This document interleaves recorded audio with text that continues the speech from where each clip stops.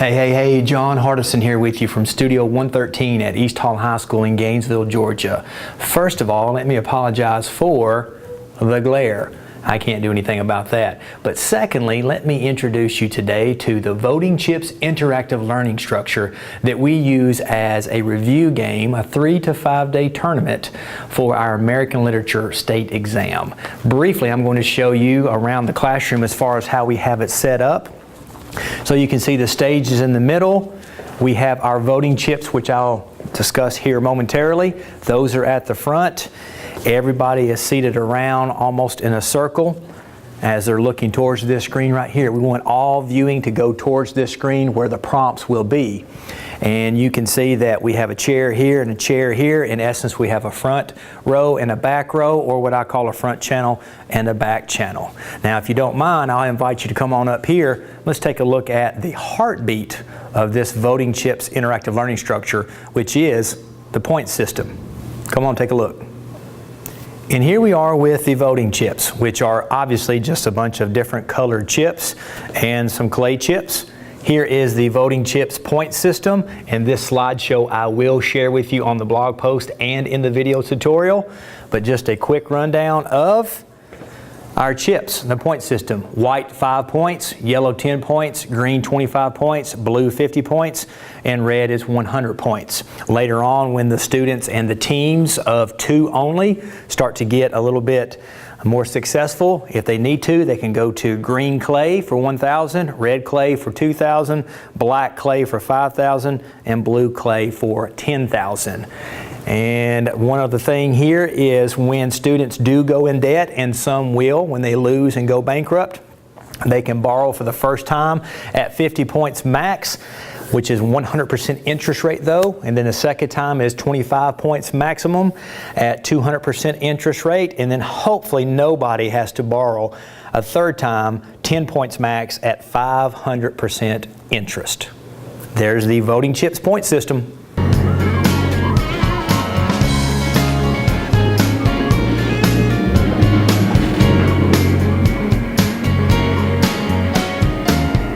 And now to the setup of the Voting Chips interactive learning structure. So walk with me if you will, and maybe as we're walking here you'll notice that we have a front channel and a back channel, or in essence we have a front row and a back row. And I'll tell you what, we'll just stop right here and use this as an example. So right here you see that we got a chair here, which would be one team member, and then the partner would be right here. There's the front channel or front row, back channel or back row. Now right here on the front, this person on the front has all authority on how many points are voted. This person back here, who will be equipped with dry erase marker, dry erase board, and a lit textbook right here. I'll pick it up for you. This person right here will be charged with being the final say-so on the prompts that are posted on the board. Sometimes it's 1 prompt, sometimes it's 2 prompts, but this person has authority over that. Now, this is a really good counterbalance because these two will argue and discuss with the allotted time from the facilitator, and they'll argue and discuss and ultimately hopefully decide on something. But if there is a disagreement, again, this person with the answers, but this person will counterbalance with the voting or the number of points that are voted. So this works very, very well. We actually do this for 3 rounds, at which time everybody in the classroom, front channels and back channels, switch. Now there is one thing I want to show you as we walk on around again, and you can see this structure as we walk around. I will say that we will use Chromebooks sometimes. I try to keep it as paperless as possible, but most of the prompts are posted up on the board, and each class has a different slideshow of prompts that I go through. I will say that I use the traffic light system in our classroom in Studio 113, and as we're doing these prompts, it is mandatory red light, which the students know from the first day of school means no technology, no smartphones at that time, and we simply use our minds and we use our partners. Later on, I'll maybe switch off the red light and I go to green light, allow them to get out their smartphones, quickly calculate their points as we adjust our scoring through each round. And so now we've talked about the Voting chips point system, we've talked about the structure, and if you will, stay with me right here, and I'm going to take you through our slideshow and give you a little bit more information, and then stick with us at the end of this video, because then you'll see some students in action and a live round in action. And now let's briefly look at the slideshow for the voting chips interactive learning structure, and we'll also look at some other digital resources that will be made available for you in the Getting Smart blog post. Now, I will say that I won't go through every single word of these slides. I just want to quickly take you through those so that you know what you're looking at. Of course, here on this first slide gives you a breakdown of how the structure works, and it gives you a few links that could be even more helpful. The next 3 slides I sometimes show the students like a week in advance to let them know where we're headed and to generate some excitement about playing the game or playing the interactive learning structure. This, of course, is the classroom setup. And I will say here before I move on that when you're doing something like this, in my opinion, it needs to not only be different, it needs to look different. When the students walk into this classroom, our Studio 113 classroom, on that Monday, immediately they're just like, whoa, oh, that's right, we're doing the voting chips interactive structure, and it gets some interest generated immediately. Here's another slide. I just introduced them to the voting chips. Here's the bird's eye view of the classroom, letting them know we all face the projector, and that's where the prompts will be shown. And then I talk to them about the front channel, back channel, or front row and back row. And then this is a very important slide breaking down the point system and the borrowing consequences. This slide's a bit redundant, but I also put the points with the bird's eye view of the classroom. And then the last slide has several resources that may be available. The first one really helping you out. It gives you instructions on how to go through each round. And just briefly, what I do is I show the prompt. I give them enough time to study the prompt, and then they have time to discuss the prompt. Depending on how many questions or prompts I show on the screen at one time, roughly about 1 minute to 2 minutes.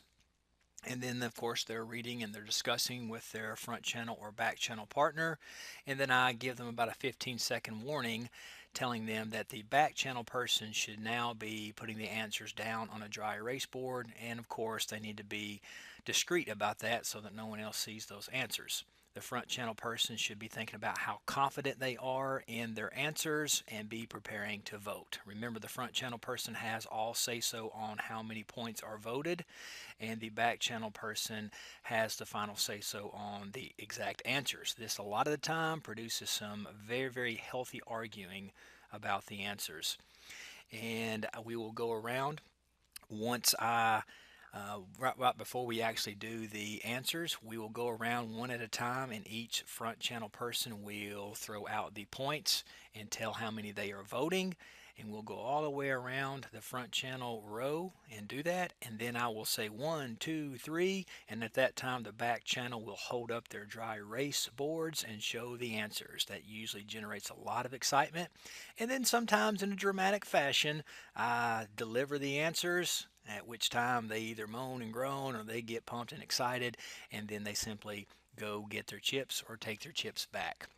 Now remember, if students vote with, say, 50 chips and they lose, they simply take those 50 chips and put them back in the point bank.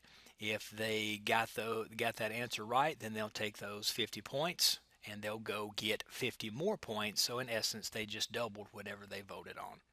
You, of course, can do whatever you need to do to change this up, but this is the simple structure that I administer with my honors and regular classes as we go through multiple choice questions. I have done it differently for advanced placement. If you got any questions about that, I would love to talk with you about that.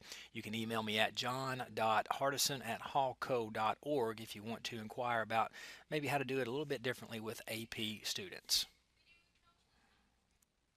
And if you need help keeping track of your student scores, I have a spreadsheet that you can use, and it should have everything laid out for you. And then I also have, if needed, a student's score sheet where they can track their process of elimination, write down the rationale, and then even track the majority votes or the majority answers, and then of course overall score it. Any of these are available to you if you need them. Just check the gettingsmart.com blog post.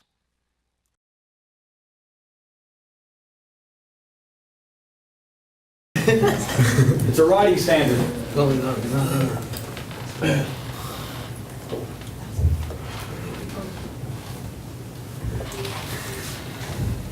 Now's your chance, guys.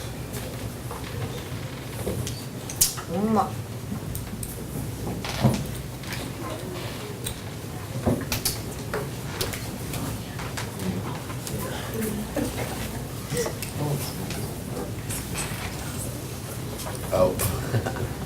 I didn't even read that. I think that's like it.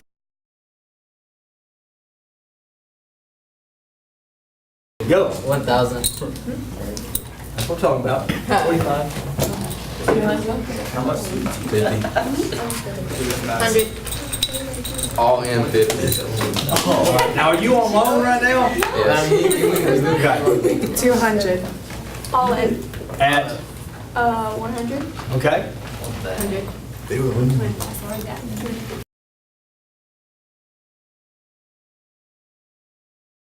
20. All right, here we go. I didn't think there was. Count three, guys. Ready? 1, 2, 3. Oh yeah. Let's go. Let's go over. Let's go. Any outliers? That's the easy 50. Yeah. What are the chances that you're all right? 100. Exactly. Here we go. The answer to number 1 is A. Number 2 is D. No, I'm just kidding. It's A.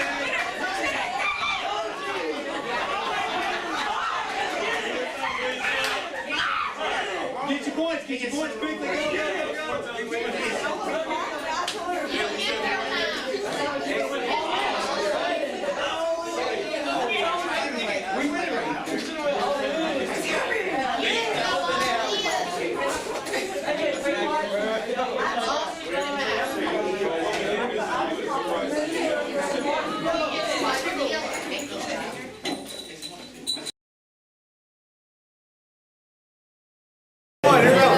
One, the answer is not B. Okay. Oh, that's good. I'm sorry, but it is not C. Hold on. Give me a second. The answer is A. Yes! Let's go! Oh my God! Yep. And there you have it, the Voting Chips interactive learning structure. Why don't you give it a shot? I can promise you, the students, they'll be all in. This has been John Hardison with Studio 113 in the Voting Chips interactive learning structure. See you guys.